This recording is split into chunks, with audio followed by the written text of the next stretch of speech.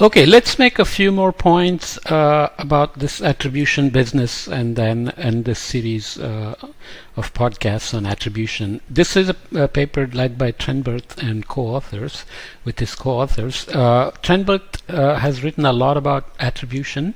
His original thought process was that all the weather is now happening in a warmer climate, so every extreme event has a contribution from the warming. So then the question he raised was whether we should make a type 2 error or type 1 error. In other words, make the null hypothesis that there is a contribution from global warming to an extreme event and try to prove that there isn't, or make the null hypothesis that there is no effect and then try to prove that there is.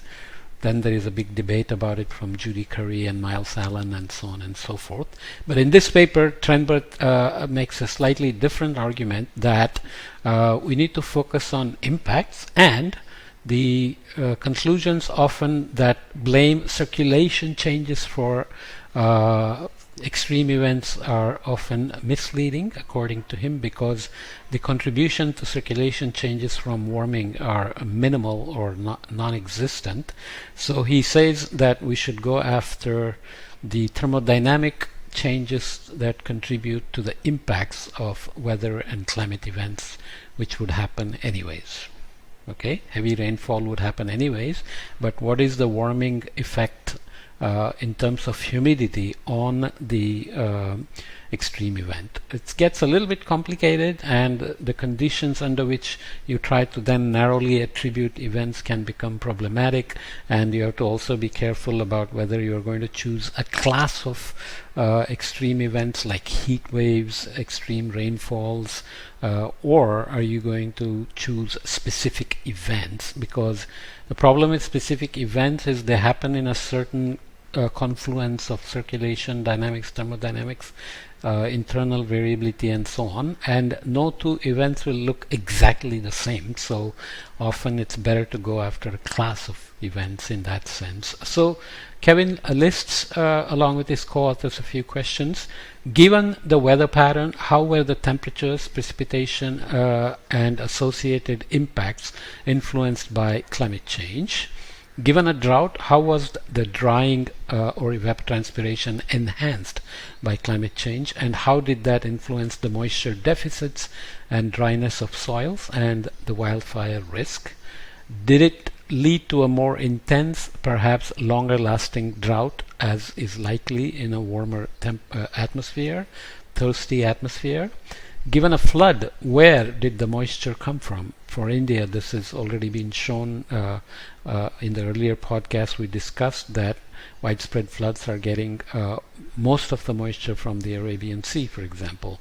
Was the moisture supply enhanced by high ocean temperatures that might have had a climate change component? For the Arabian Sea, the warming is involved, but the warming of the Arabian Sea is not specifically attributed to climate change as such.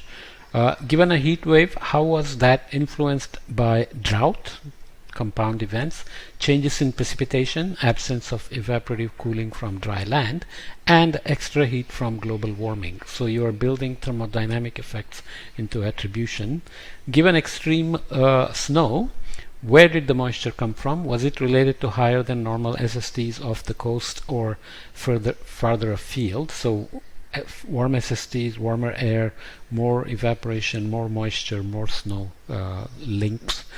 Given an extreme storm, how was it influenced by anomalous SSTs and ocean heat content, anomalous moisture transport into the storm, and associated rainfall and latent heating?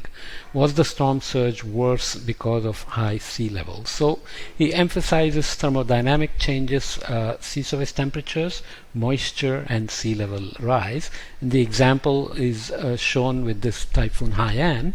Haiyan and sea level, so linear, I keep forgetting the pointer, linear sea level trends from August 1993 to July 2013 are shown, with the hotspot right there where Haiyan went over. and the track of Super Typhoon Haiyan from 3rd to 11 November 2013 is indicated in green, with most intense phase when it was a Category 5 storm highlighted. So this is the thermodynamic contribution of the climate change in terms of sea level rise and of course evaporation as well from the warm ocean to Haiyan, which translated to impacts over the Philippines onto the mainland over here. So there are many questions on how to do that, but the idea of focusing on impacts is also clear here, along with the complications that come with them. So here is IPCC Working Group 2 in the AR5 observed impacts list, where they look at selection and spatial specification of the impacts. Attribution of impacts is what we are talking about here. Climate model simulations are used, which are working with the observational data. Together they go into some regression analysis to look at human signal match, magnitude of human impacts, magnitude of natural contributions, variability match, and major role condition, along with observations being used in terms of data sources, monitoring density, region size, physical understanding, and direction of match, because that all together goes into mapping algorithm to do attribution of climate in terms of confidence and impact attribution confidence. So there is a combined attribution confidence assigned, and maps like this were produced from that exercise, where you have impacts in terms of climate variables considered, physical systems, so observed impact categories, and levels of confidence were shown: no confidence, very low, low, medium, high, and very high. So you can see various climate variables and observed impacts with attribution confidence. So this is not extreme events specifically, but this approach is also important for attribution. And the data limitations are clearly seen. I will show one example which I failed to include the figure here, so I'll stop and restart.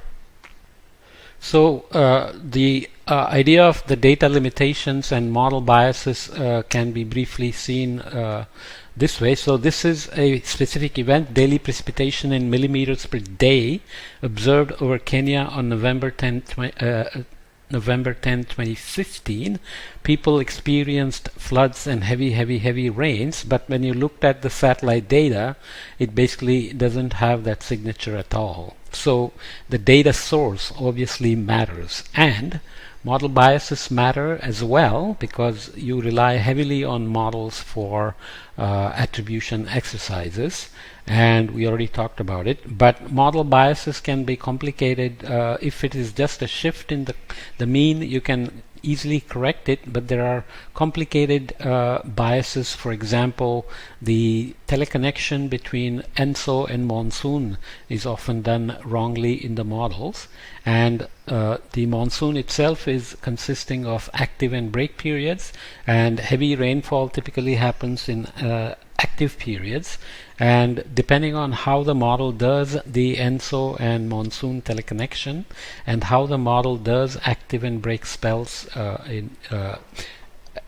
even in a non-El Nino year, when you want to do extreme events and attribution, then you have to worry about the model bias in simulating active break periods, and in how the model represents the ENSO impact on monsoon active and break periods, and how that may translate into changes in extremes during El Nino or La Nina conditions. So model biases have to be carefully observed, and they cannot always be easily corrected, but they should be kept in mind when doing attribution exercises. So that kind of concludes the main story of attribution, we started with extreme events, but I wanted to give a broader introduction to the methodologies and science of attribution and its goals and questions being asked and answered, and how each approach answers slightly different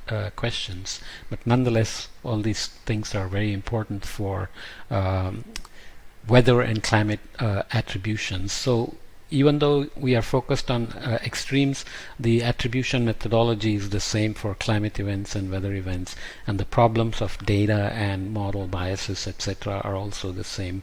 And the risk approach or the boulder approach or event approach versus class of events and all remain the same in terms of open questions and methodologies and common framework to be developed for the future. Okay, let's leave it there.